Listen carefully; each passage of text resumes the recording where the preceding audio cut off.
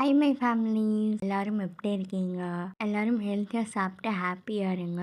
இந்த விலாக் பார்த்தீங்கன்னா கன்னி பிரதோஷ விலாக் தான் பார்க்க போகிறோம். கன்னி பிரதோஷம்னாவே முக்கியமான நாள் தான். அதுவும் சிவனுக்கு ரொம்ப ரொம்ப முக்கியமான நாள்.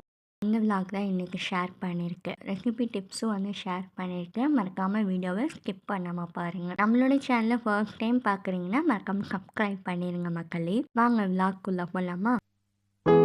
சனி பிரதோஷத்துக்கு எனக்கு உளுந்து வடை வந்து ப்ரிப்பேர் பண்ணியிருந்தேன். உளுந்து வடை ப்ரிப்பேர் பண்ணுறதுக்கு உளுந்து அண்ட் தென் கொஞ்சமாக பச்சரிசி ஊற வச்சு எடுத்துக்கோங்க. வெளியே கிறிஸ்பியாகவும் உள்ள சாஃப்டாகவும் வரும். அண்ட் தென் சைட் பை சைடாக வந்து வெண்பொங்கல் வந்து ரெடி பண்ணிகிட்டு இருந்தேன்.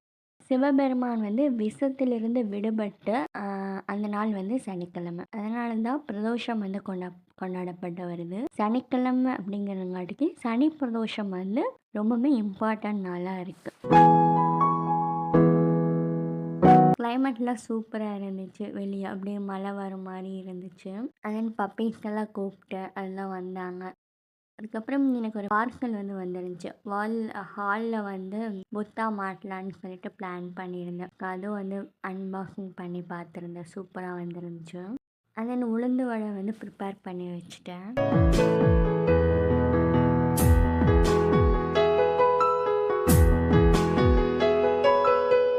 அப்படியே லைட்டாக மழை வரக்கு தூரக்க ஆரம்பிச்சிருச்சு. இந்த கிளைமேட்டோட சாமிக்கு படைச்சிடலான்னு சொல்லிட்டு வெண்பொங்கல் அந்த உளுந்து வடை வந்து படைச்சிட்டு விளக்கெல்லாம் ஏற்றி வச்சுட்டேன். அதே 108 முறை வந்து ஓம் நமச்சிவாய சொன்னோம்னா நம்மளுக்கு வேணுங்கிற வரம் வந்து கிடைக்கும். நம்ம ஹார்ட் ஒர்க் பண்ணால் எல்லாமே கிடைக்கும்.